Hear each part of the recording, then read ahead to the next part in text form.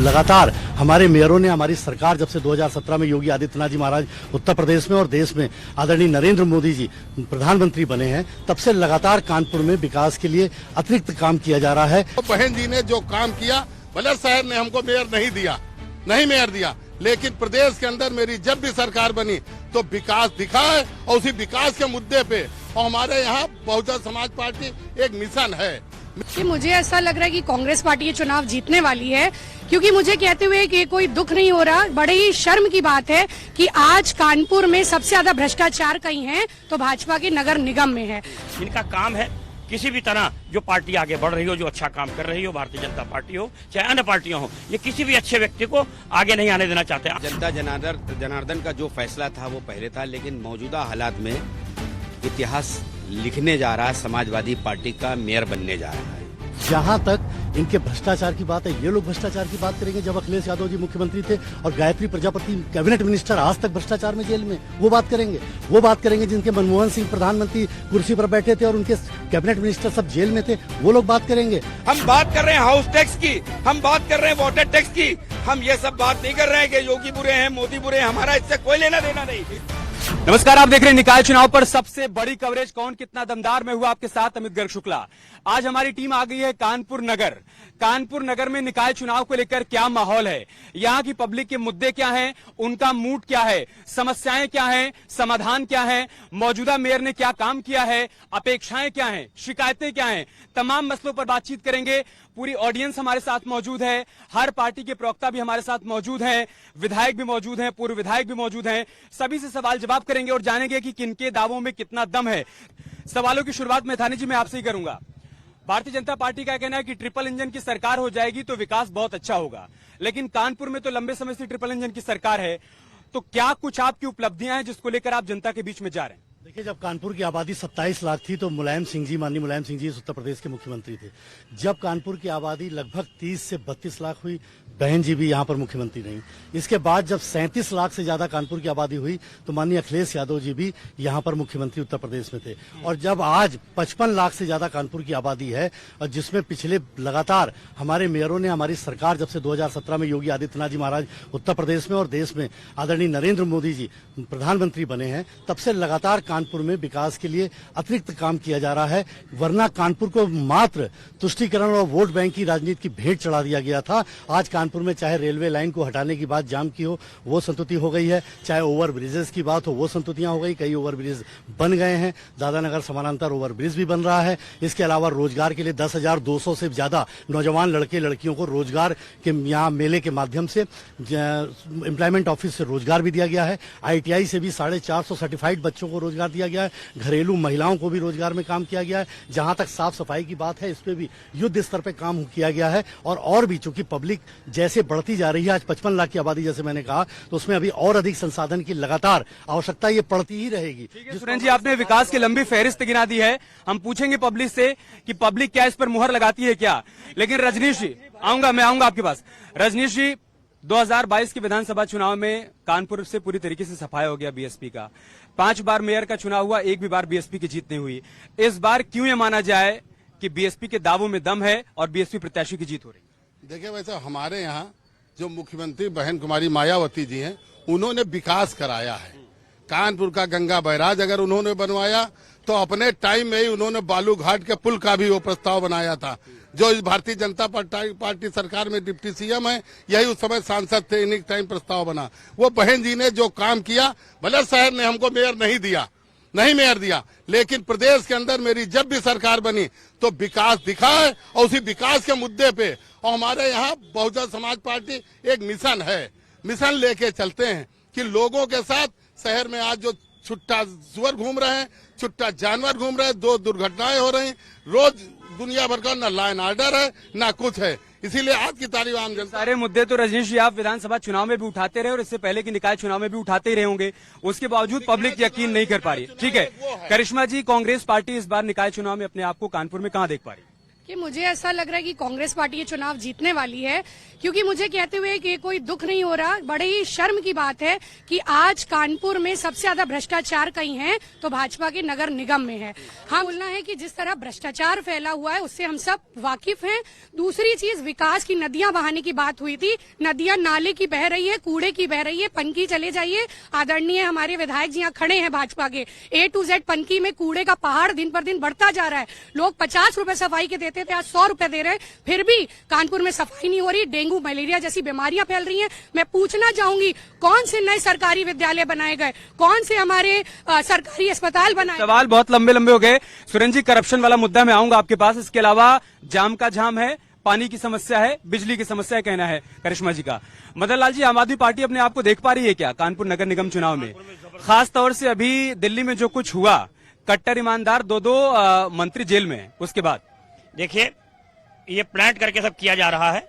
कल राघव चड्ढा को भी दिन भर टीवी चैनल्स ने दिखाया कि उनके ऊपर मुकदमा हो गया, उनके ऊपर चार्जशीट में नाम दे दिया और कहीं नहीं है। इनका काम है किसी भी तरह जो पार्टी आगे बढ़ रही हो, जो अच्छा काम कर रही हो, भारतीय जनता पार्टी हो चाहे अन्य पार्टियां हो, ये किसी भी अच्छे व्यक्ति को आगे नहीं आने देना चाहते। आम आदमी पार्टी की एक कहना है, हम कहते हैं हमने काम किया तो हमको वोट दो, अगर हमने काम नहीं किया तो हमको वोट मत दो। समाजवादी पार्टी आज तक यहाँ से अपना मेयर नहीं बना पाई, 4 बार बीजेपी की, 1 बार कांग्रेस की, जबकि विधायक आपके यहाँ से बनते रहे। क्या कारण रहा कि अभी तक मेयर की कुर्सी पर समाजवादी पार्टी का प्रत्याशी नहीं पहुंच पाया? देखिए, जनता जनार्दन का जो फैसला था वो पहले था, लेकिन मौजूदा हालात में इतिहास लिखने जा रहा है, समाजवादी पार्टी का मेयर बनने जा रहा है। आज की तारीख में जिस तरीके से पिछले मेयर के खिलाफ जो माहौल है भ्रष्टाचार का, उनकी पार्टी का एक बहुत बड़ा हिस्सा लगातार मीडिया के सामने जनता में आकर भ्रष्टाचार की बात करते। जिम्मेदार संवैधानिक पद पे बैठे लोग अपने पार्टी के मेयर के चुनाव के लिए कहते हैं कि उसको वोट नहीं करना है क्योंकि भ्रष्ट मेयर है। अब इससे बड़ी बात क्या होती है कि एक कैंडिडेट घोषित हो जाता है और फिर उसके बाद इस मेयर का जो वर्तमान मेयर है, पैसों के माध्यम से रातों रात पता ये चलता है कि 5 करोड़ 10 करोड़ की दिल्ली में डील हो गई और सुबेरे दूसरे का नाम आ गया। गंभीर आरोप है सुरेंद्र जी, एक तो करप्शन का आरोप, दूसरा एंड टाइम पर मेयर प्रत्याशी बदल जाना। पहले नाम किसी और का चल रहा था, पचौरी जी की नाराजगी का सामने आना, अभी सारा डैमेज कंट्रोल हो गया है। और इन आरोपों पर आपका जवाब? पचौरी जी की जो नाराजगी थी वो इन्हीं लोगों के प्रति थी। और जहां तक टिकट की बात है तो हमारा परिवारवाद नहीं है कि एक व्यक्ति किसी को टिकट दे दे। अंत तक सबको मांगने का अधिकार होता है, अंत में जिसका होता है उसके साथ सब लोग जुड़ते हैं। जहां तक इनके भ्रष्टाचार की बात है, ये लोग भ्रष्टाचार की बात करेंगे। जब अखिलेश यादव जी मुख्यमंत्री थे और गायत्री प्रजापति कैबिनेट मिनिस्टर आज तक भ्रष्टाचार में जेल में, वो बात करेंगे जिनके मनमोहन सिंह प्रधानमंत्री कुर्सी पर बैठे थे और उनके कैबिनेट मिनिस्टर सब जेल में थे, वो लोग बात करेंगे। आपके वो लोग बात करेंगे जो अरविंद केजरीवाल 45 करोड़ रुपए अपने घर में लगा देते हैं, वो भ्रष्टाचार की बात करेंगे जिनके कैबिनेट मंत्री जेल में हैं। या वो बात करेंगे जो भ्रष्टाचार के लिए आज तक जिन्होंने कोई भी आवाज नहीं उठाई। अगर आवाज आपने जनता को धोखा देने का काम किया है। अगर आप विपक्ष में थे तो विपक्ष में रहते हुए आपको ये मुद्दे उठाने चाहिए थे। शांति बनाए रखिए, मैं सवाल के लिए आ रहा हूँ, एक मिनट पहले आपका सवाल है। सर ने ये कहा, सर ने 45 करोड़ रुपए की बात करी और हमारे माननीय केजरीवाल जी पे एक सीधा आरोप ये चीज लगाई। मैं ये पूछना चाहता हूँ कि यहाँ पर हमारे जो सीएम हैं, वो सीएम ने 124 करोड़ रुपए का पर्सनल अपना हेलीकॉप्टर कहाँ से लिया? ये पर्सनल लेने का मतलब क्या चीज होती है? जनता का पैसा है, उनके पास हेलीकॉप्टर हो सकता है। जवाब ले लूंगा। निकाय को लेकर कोई सवाल आपका? निकाय का सवाल लेके गया, काफी पार्टियां आई, 70 साल से सब पार्टियां काम कर रही हैं। जिस पार्टी थोड़ी सी गरीब है, जिसके पास पैसा नहीं है, पैसे वाली पार्टियां अपने बातों को चिल्ला करके उनके ऊपर गलत मुकदमे लगा करके उनको अंदर करा देती हैं। देखिए, स्मार्ट सिटी तो ठीक है, औद्योगिक नगर तो ठीक है, लेकिन कानपुर की गंदगी भी अपने आप में। हाँ, देखिए, ये भ्रष्टाचार की बात करेंगे जो 12 लाख का कमोड केजरीवाल अपने घर में लगाते हैं, वो बात करेंगे। हम कानपुर के साफ सफाई की अगर लोकल मुद्दे बात करें, ये चुनाव नगर निगम का है, ये चुनाव कानपुर के डेवलपमेंट का है। हम लोग जो चुनाव लड़ते हैं वो कानपुर के लोगों के जीवन स्तर को उठाने के लिए। और लगातार जैसा मैंने बताया, आबादी बढ़ती जा रही है। मैं आज भी कह रहा हूँ कि हमारी सरकार, योगी जी और मोदी जी लगातार कानपुर। प्रमिला पांडे जी पर करप्शन का आरोप लगा रहे हैं ये लोग, आप मानते हैं कि ऐसा कुछ भी नहीं हुआ? बिल्कुल ये गलत बोल रहे हैं। अगर ये सही बोल रहे होते तो आज तक ये जनता को क्यों धोखा देते रहे? जब 5 साल ये विपक्ष में थे तो इन्होंने एक बार भी ये मुकदमा क्यों नहीं दर्ज कराया, आंदोलन क्यों नहीं दिया, धरना क्यों नहीं दिया? इसका मतलब ये टोटल झूठ जनता से तब भी बोल रहे थे, आज भी बोल रहे हैं, जनता को तब भी धोखा देना चाहते थे, आगे भी धोखा देंगे। करिश्मा जी, करप्शन के आरोपों में कोई दम नहीं उनका। मैं आ रहा हूँ आपके पास। करप्शन के चार्जेस हमने नहीं लगाए हैं, जनता ने लगाए हैं, सत्यदेव पचौरी जी ने लगाए हैं, जो इनके माननीय सांसद हैं 2 बार के। और मैं पूछना चाहती हूँ कि चट्टे वालों का क्या हुआ? जो लोग भैंसे पालते हैं, पैसा लिया गया उनकी चट्टों को छोड़ने के लिए, अतिक्रमण हुआ, रेडी पटरी वालों को परेशान किया गया, बुलडोजर ले लेकर प्रमिला पांडे जी ने बस्ती में रहने वाले लोगों पर चढ़वाया और वहाँ की गंदगी साफ नहीं करी, उनके घर उजाड़ दिए। आज कानपुर शहर में स्लम्स हैं, बस्तियां हैं, गरीब लोग रहते हैं, पर प्रमिला जी का वहाँ पर बुलडोजर चलता है, लोगों को बेघर किया जाता है। तो मुझे लगता है कि करप्शन का जो मुद्दा है वो एक बहुत बड़ा मुद्दा है। जब सांसद जी खुद ही कह चुके हैं कि भ्रष्टाचार को सपोर्ट नहीं करेंगे तो जनता भी समझ रही है हर चीज। और दूसरी चीज बहुत इंपॉर्टेंट है, ना ये अमीरों के हैं, ना ये गरीबों के हैं, ना ये नौजवानों के हैं, ना ये रेहड़ी पट्टी वालों के हैं, ना ये चट्टे वालों के हैं। ये लोग कहते हैं नमामि गंगे, जाकर आप हाल देखिए गंगा का, चाहे परमठ चले जाइए, चाहे भैरव घाट चले जाइए, इतनी प्रदूषित हमारी गंगा मैया हो चुकी है जिसकी कोई हद नहीं है। कहाँ जा रहा है नमामि गंगे और निर्मल गंगे का पैसा, किधर सफाई हो रही है? मैं इस पर जवाब लूंगा। रूमी हसन जी, देखिए बार बार वो लोग वंशवाद, परिवारवाद का ही आरोप लगाते हैं। आप 1 मिनट, मेरा सवाल तो कंप्लीट होने दीजिए। अमिताभ वाजपेयी जी की पत्नी को उतारकर आपने एक बार फिर से उनको मौका दे दिया। देखिए, ये लोग वाद विवाद में उलझाकर कानपुर के मुद्दों से चुनाव को भटकाना चाहते हैं। हमारी लड़ाई कानपुर के मुद्दों पर है, कानपुर की सरकार पर है। कानपुर में आवारा जानवर जिस तरीके से नमस्ते इंडिया से पैसा लेकर चट्टों के मालिकों को जिस तरीके से उत्पीड़न किया गया है, सुअरों के मालिकों से उत्पीड़न किया गया है। हमारा सवाल है गंदगी को नमामि गंगे, नाकामी गंगे के रूप में बदलिए, हजारों करोड़ के घोटाले का। अगर आपका कैमरा मेरे साथ चलेगा तो मैं आप कानपुर में जिस तरीके से लगातार गंदगी का अंबार, कूड़े का अंबार भरा हुआ है, चुनाव इस मुद्दे पर है। योगी मोदी का चुनाव नहीं है, प्रदेश का चुनाव नहीं है, देश का चुनाव नहीं है। और ट्रिपल इंजन की बात करते हैं तो तीनों इंजन लगातार कानपुर के मामले में टकरा चुके हैं। तीनों इंजनों में कोई एकता नहीं है। इसलिए कानपुर के लोगों से मेरा विनम्र निवेदन है कि भ्रष्टाचार को भगाओ और ईमानदार सरकार लाओ। कानपुर के अंदर जिस तरीके से हम लोग बात कर रहे हैं कानपुर की सफाई की, हम बात कर रहे हैं कानपुर के आवारा जानवरों की समस्या की, हम बात कर रहे हैं सीवर, पानी, बिजली की, हम बात कर रहे हैं कानपुर को धरातल पर स्मार्ट सिटी के रूप में लाने की, हम बात कर रहे हैं हाउस टैक्स की, हम बात कर रहे हैं वाटर टैक्स की। हम ये सब बात नहीं कर रहे हैं कि योगी बुरे हैं, मोदी बुरे हैं। हमारा इससे कोई लेना देना नहीं। हमारा लेना देना है कानपुर की सरकार के लिए। और जितने लोग हैं यहाँ पे, चाहे वो जिस भी दल से हो, हाउस टैक्स से सब पीड़ित हैं। कानपुर के विकास के लिए कानपुर की सरकार जरूरी है। देखिए, भारतीय जनता पार्टी से हमें कई बड़े चेहरे चुनावी प्रचार करते हुए नजर आ रहे हैं, लेकिन हम बीएसपी की बात करें, कांग्रेस की बात करें, आम आदमी पार्टी की बात करें, समाजवादी पार्टी की बात करें, बड़े चेहरे अभी तक मैदान से नदारद। ये चुनाव बड़े चेहरों का नहीं है, ये जनता का बीच के चुनाव, जनता का चुनाव जो है। कानपुर में आज भी अगर विकास देखिए, नगर निगम में ये कह रहे मेयर इनका बराबर मेयर होता रहा। आज शीशा मोड़ नाला आज भी गिर रहा है। सारी चीजें कानपुर में यहाँ बिल्कुल भ्रष्टाचार मचा हुआ। आज ठेकेदार की फाइल तक मेयर तक जाती है कमीशन के लिए, न तो कभी मेयर के पास फाइल नहीं जाती। सिक्योरिटी वापस होनी है तो मेयर के पास फाइल जाएगी, उसका भी पैसा उसको देना पड़ता। आप जनता से पूछ लीजिए क्या क्या भ्रष्टाचार इन्होंने कर रखे यहाँ। हम लोगों ने दिल्ली को बदला है आम आदमी पार्टी ने, और जनता की सुविधाओं के लिए काम किया है। हम यहाँ भी काम करने जा रहे हैं, हाउस टैक्स को हाफ करने जा रहे हैं। बड़ा नेता आ रहा है प्रचार करने। जी, हमारे संजय सिंह आ रहे हैं, हमारे एक लिस्ट आ गई 20 स्टार प्रचारकों की। और एक बात मैं कहना चाहता हूँ, मेरा आरोप भारतीय जनता पार्टी पर, बहुजन समाज पार्टी पर और समाजवादी पार्टी पर है। संविधान का 74वां संशोधन विधेयक जब तक पास नहीं होगा, मेरी मेयर और मेरे पार्षद एक डाकिया के रूप में चिट्ठियां लेकर देते रहेंगे।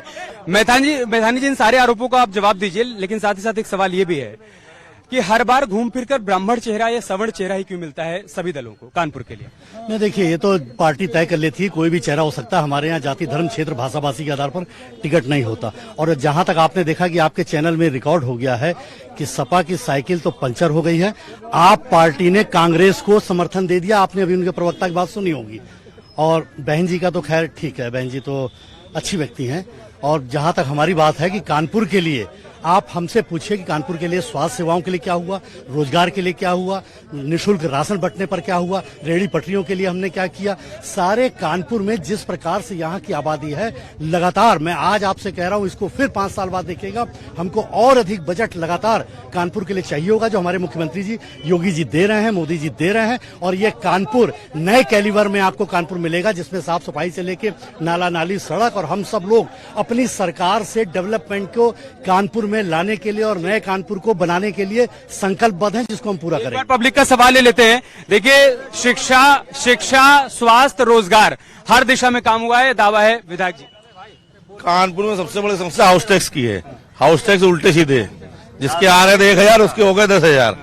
जल संस्थान की सबसे बड़ी खराब व्यवस्था, सफाई कहीं हुई नहीं, हर जगह इधर समस्या का अंबार। क्या काम हुआ है बता रहे हैं। एक मिनट रुकिए। ये जो भी लोग यहाँ खड़े हैं, दलों से आए हैं, कांग्रेस हो, बसपा हो और सपा हो, तीनों लोगों ने केंद्र में लूटा, प्रदेश में लूटा, अब ये चाह रहे हैं कानपुर नगर निगम में भी लूटे आके। रुक जाइए, क्या तो इनको ये चाहिए। कांग्रेस ने राष्ट्रीय लेवल पे लूटा, पार्टी ने, प्रदेश सरकार में अखिलेश थे, आज हमारे यहाँ के विधायक थे इरफान सोलंकी, वो भी जेल में है। उन्होंने आग लगाई, गरीबों के बस्ती में आग लगाई, उनके नाम पे कितने मुकदमे दर्ज हो रहे हैं ये सबको मालूम है। अब ये चाह रहे हैं नगर निगम में भी आके ये चौतरफा सवाल। मेरा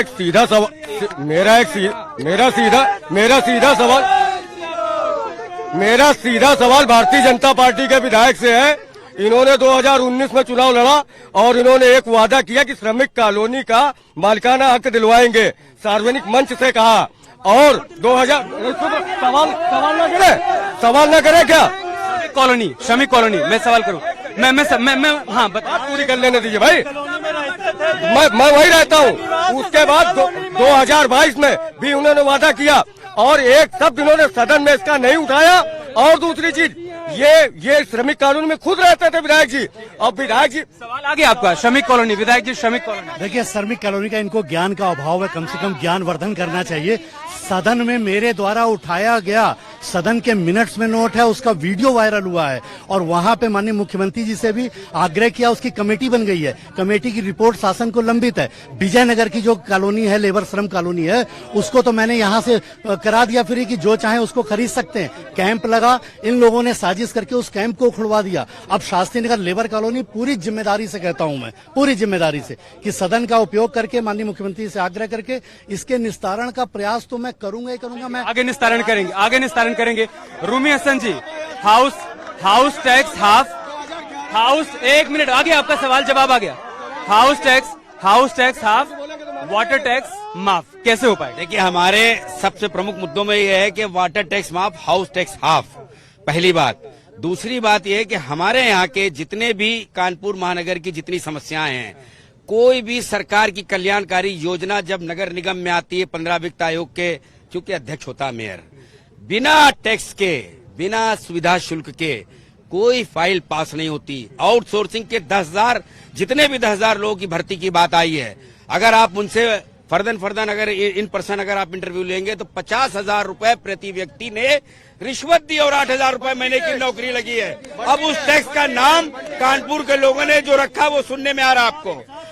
मैं आपके चैनल के माध्यम से मैं कानपुर वासियों को ये बताना चाहता हूँ कि पहली बार समाजवादी पार्टी की सरकार ना कानपुर महानगर में बनने जा रही है और 5 साल जब पूरे होंगे तो 80% काम हम आपके वादे कानपुर के लोगों से, आम आदमी पार्टी के मेरे वादे, हमने house tax half, water tax माफ और पूरा शहर साफ। इसके लिए कानपुर पे जो गंदगी का कलंक लगा, सर्वाधिक प्रदूषित दूर कर देंगे, वो दूर कर देंगे। कांग्रेस पार्टी भैया, आज महंगाई चरम सीमा पर है, बेरोजगारी चरम सीमा पर है, गंदगी चरम सीमा पर है, पुलिस अभिरक्षा में हत्या हम सब लोगों ने देखा, किस तरह पुलिस प्रशासन की गुंडाई हम सब लोगों ने देखा।